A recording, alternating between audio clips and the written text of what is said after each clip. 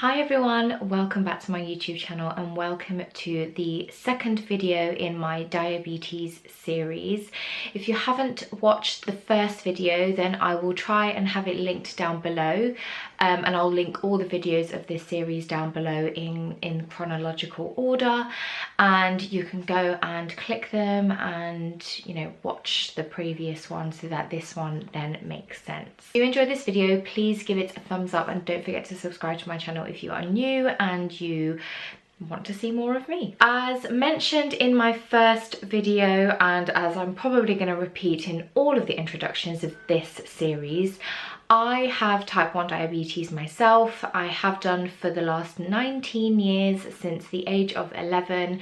And although I'm no expert in type 1 diabetes, I think it's really important to try and raise awareness about what it is and just kind of the daily struggles, I guess, of what we have to deal with as someone living with type 1 diabetes. So the first video was about what diabetes is and kind of just some general information. Today I'm going to talk to you about like practical skills of like what I have to do to inject insulin, how to inject insulin, different types of insulin that there are, testing blood sugars with a meter, all of that good stuff. The reason why it's really important to check your blood sugars is obviously to make sure that they're in range, right? You're not going to be able to know what your blood sugars are unless you physically test them. And there's two ways to test a blood sugar. One, you can use a blood sugar meter. So something a little bit like this, where you insert a strip into the bottom of the meter, you collect a little blood sample from your fingers, you apply it to the meter, and then it tells you what your blood sugars are. Or the other way to check a blood sugar is with a little sensor, which so I've basically worn the wrong top to kind of show you guys, but it's a little sensor which I use on my arm, called a Libra sensor, which reads, so it doesn't read my blood sugar, but it reads the blood glucose that is in the kind of fatty tissue, or like interstitial, I can never say that word, interstitial fluid that's like around your arm. So obviously doing a finger prick test is always going to be a lot more accurate than the reading of a sensor, because there is also a slight delay between the sensor and a finger prick test. People with type 1 diabetes have to check their blood sugars before a meal, ideally 2 hours after a meal, when we're feeling unwell, before exercise, during exercise, after exercise. You know, if your blood sugars are running high and you need to check what they are to give some insulin. There's a lot of different situations where you have to check your blood sugars. Depending on what your blood sugar reading is and what you're going to be doing next will depend on how much insulin you are going to need. So if, for example, I've just woken up in the morning, I check my blood sugars, I'm going to have some breakfast, I need to work out the amount of carbohydrates I'm going to be eating within that breakfast. Ideally inject some insulin 10 to 15 minutes before. And the amount of insulin would depend not only on the amount of carbohydrates that I'm having, but also on my blood sugar reading. Because if my blood sugar reading is within range, so between 4 and 10, let's say, I will just inject for the carbohydrate. But if my blood sugar is above range, I need to give myself extra. So it's called a correction dose. So I would need to inject not only for the carbohydrate that I'm eating, but also a little bit extra to correct me down to my target blood sugar, which normally the target for me, or for most people living with diabetes, everyone's very individualized. But for me personally, I try and target myself to 6 millimoles, which is the kind of unit, I guess, that you would measure a blood sugar with, if that makes sense. As I briefly mentioned in my first video, there are two types of insulin when you are on daily injections like I am. And with a pump, it's slightly different with an insulin pump, because that continuously will deliver you like a background insulin. So a background insulin, which is called a basal insulin, works over a 24-hour period, literally in the background. And then your bolus insulin, which is your quick acting insulin, is what you would take when you're eating something or when your blood sugars are high and you need to bring them down. But with a pump, it is slightly different, and I will probably go into that a little bit more in a different video. But for this video, obviously, because I'm on injections, I'm going to explain how insulins work with injections. So obviously, if I was to eat a meal without giving myself any insulin, my blood sugars would just raise and raise and raise, because my pancreas doesn't work. So I don't have a pancreas that produces insulin to grab that glucose and distribute it in my body cells and allow me to use that for energy.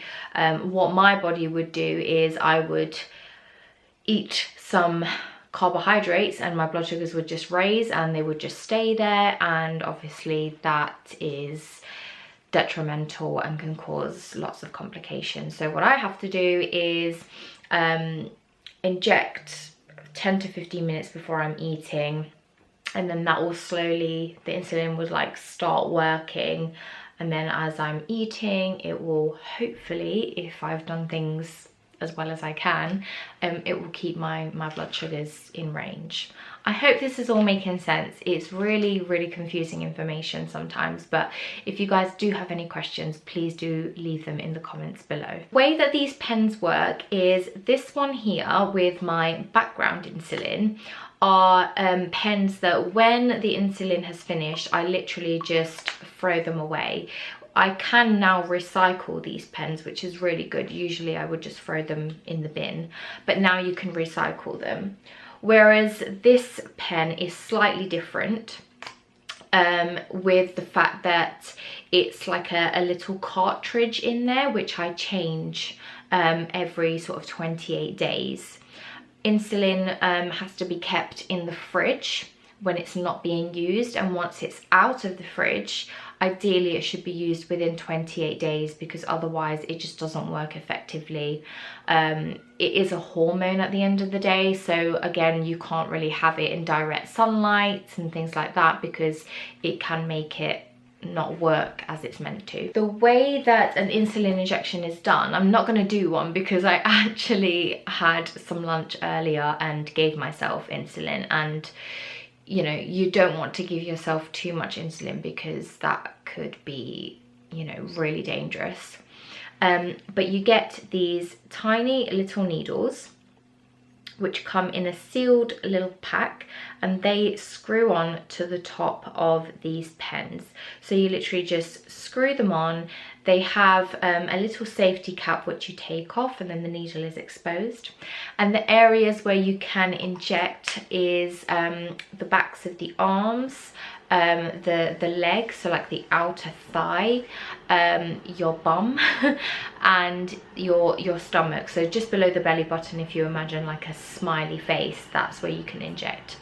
And it's really important for someone with type 1 diabetes to rotate where they're injecting every time they inject, and to use a completely new needle every time you're doing an injection, because the needles become blunt after every use. So the blunter they are, the more painful it is to inject, and also the insulin won't be delivered as effectively. But also, if you inject into the same place over and over again, you can get something called lipohypertrophy.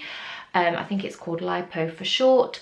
And what that means is that when you're injecting into the same area constantly, you are creating like a ball of insulin under your fatty tissue, and it will become hard and lumpy, and it will be really painful, and all of that insulin will just be collected in that little sac it won't be being absorbed properly into the body, and then what can happen is that all of a sudden it will just absorb really quickly into the body, and you know, you can have a really dangerous hypo. So that's when your blood sugar is too low, and that is a medical emergency. Or you know, it can just mean that you're not receiving any insulin at all, so your blood sugars will just remain constantly high. So it's really important to like rotate where the injections are being given. And once you have injected insulin, it's important to kind of hold it there for about 10 seconds again, to let the body absorb the insulin that is being given. And then obviously, because we're using a needle to inject our bodies, we have to have a little sharps bin. So people will have this on their prescription, on their repeat prescription, and we literally just put our little needles into the sharps bin. Once it's full, we have to request for the council to pick it up, or depending on where you live in the UK, you can sometimes drop it off in certain GP practices or pharmacies, but I think most places now have to request for their local council to pick them up, because it's a clinical waste item. One other little important note that I just want to say about like checking someone's blood sugar by doing a finger prick is that you don't want to use the little pincer finger. So you don't want to use your thumb, you don't want to use your pointy finger, because people will use these fingers to like pick things up. So now with sensors like the one I have on my arm, it's a lot less common that I have to actually check my blood sugars by using the finger prick test. But when, you know, back in the day before sensors were a thing, I was constantly having to finger prick my fingers, and they could become quite sore. So that's the reason why you don't want to use these two fingers. You just want to use the outer three. And when injecting, you obviously have this middle part of the finger. You want to try and inject the side, okay? So not near the nail, just that really soft side part of the finger. Again, because, you know, you kind of press things down with the middle part. And it's important for the person to have their hands washed and dried. Obviously, if you're out in public, you're not always going to have like soap and water available. So there are options like, just if you've got some water in a bottle, just using that, because that's better than nothing. Or if you want to buy something online called Dia wipes, so like diabetes wipes, you can buy them and you can use them to like clean the fingers, because it's really important to have clean and dry hands, because there could be you know, something that you've touched that has like glucose in it, or something that will change the reading of your blood sugar test. Equally, if your hands are a bit wet, the water, the excess water, or, you know, dampness can also affect the reading of a blood sugar. So to get the most accurate test as possible, you want to make sure that ideally soap and water to clean the hands and completely dry the hands. And then, yeah, use these three little fingers and just kind of give the finger a gentle squeeze once you've pricked it.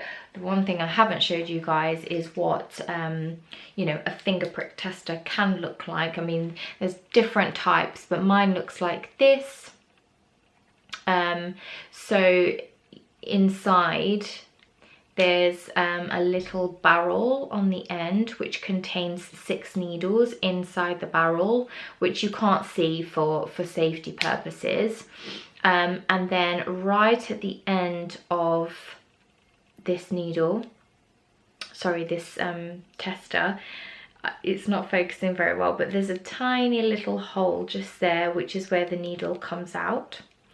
There's a dial here with some numbers that are fading, because this is quite an old I've had this for quite a while, but that is how deep the needle goes. And then up here there's another number which tells you the amount of needles there are still available to use within the 6 needle barrel. So obviously mine is on 2, so I've got 2 left to use. And then you can kind of flick it one way and back the other way to change that downwards, if that makes sense. So again, when it comes to finger prick testing, you want to use a new needle each time. And then with these particular pens, the way that you would test someone's finger is by lining up the little hole at the end that I showed you against the side of the finger, and then you would press it, and that would make the needle, which you wouldn't see, it would make that needle kind of come out the end and do a little finger prick. That is all about sort of practical skills of injections and checking blood sugars and why it's important to check blood sugars. The only thing I think I forgot to say is that when you have a sensor, there are different types of sensors, but you can either use little receivers like this one, which you would scan against the sensor, or most sensors now, if not all of them, you can download an app on your phone which you can use to then scan the sensor, or that just automatically reads what the blood sugar is without you even having to scan. So the technology nowadays with type 1 diabetes is actually insane. It's amazing. I'm really excited to talk in a different video about some of the tech that's available out there. But that's it for today's video. So I really hope that you guys enjoyed this video.